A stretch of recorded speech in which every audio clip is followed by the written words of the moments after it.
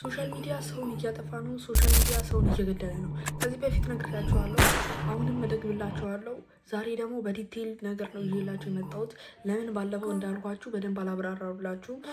የነገርኳችሁ ስለ እንዴት አዲክትድ እንደሆንን ነው የነገርኳችሁ። በዛሬ ቪዲዮ ደግሞ ማሳያችሁ ዲቴይሉን ለምን እንዳልኩት እንደዛ ነው የምነግራችሁ። በመጀመሪያ የምንጀምረው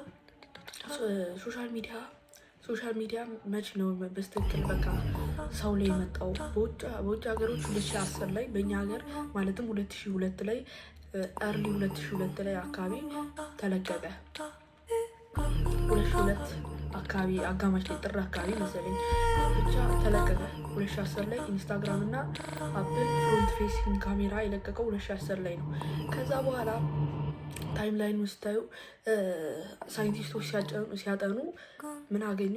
የራስን የማጥፋት በዴዝ መልኩ ራስን የማጥፋት ብዙ በዛ ማለት ነው። ራስን የሚያጠፋት ሱሳይድ በዛበት። ሱሳይድ ሲበዛ ለምንድን ነው ብለው ጠየቁ። ከዛ ይሄ ደግሞ የሚፈጠረው ያንግ ገርል አካባቢ ነው። ሴቶች ላይ በጣም ይፈጠራል። ምክንያቱም እነሱ ራሳቸውን ከሰው ጋር እያወዳደሩ ሶሻል ሚዲያ ላይ ያለ ሰው ጋር ራሳቸውን እያወዳደሩ ራሳቸውን እንዲጠሉ ያደርጋሉ። ለወንዶች ደግሞ ራሳቸው ውስጥ ማድረግ አይችሉም ማለት ነው። ለምሳሌ አንድ ሰው አላ ወደ አዳልትነት መግባት አይችልም።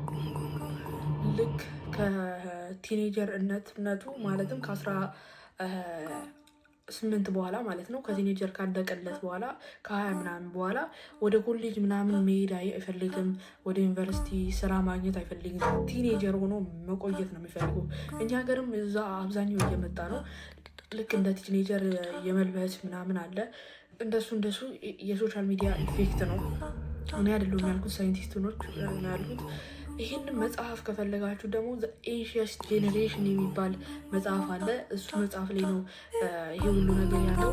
አርቲክሎቹንም ቪዲዮቹንም ከፈለጋችኋቸው ዴማሩ እልክላችኋለሁ። የሙሉ ሰውየውን ያለውን ብትሰሙት አሪፍ ነው። ምክንያቱም እኛ አሁን በዴይሊ 257 አካባቢ ኖቲፊኬሽን ያርሰናል። 257 አቬሬጅ ማለት ነው። 257 ጊዜ ዲስትራክትድ እንሆናለን። 257 ጊዜ ቢያንስ ግማሹን ራሱ ብንጠቀም 2 ደቂቃ ቢወስድብን በጣም ብዙ ነው የሚሆነው። በጣም ብዙ ኖቲፊኬሽን ነው የሚደርሰን። በጣም ብዙ ዲስትራክሽን ነው የሚደርሰን እና በቀጣይ ቪዲዮ እንደዚህ አይነት ቪዲዮ ከዚህ በኋላ ፕሮባብሊ የምሰራ አይመስለኝም። ነገር ግን እንደምታውቁት እኔ የምሰራው ስለ ኦንላይን ቢዝነስ፣ ስለ መኒ ሜኪንግ ነው። ነገር ግን ይሄ ነገር አስቸኳይ ነው።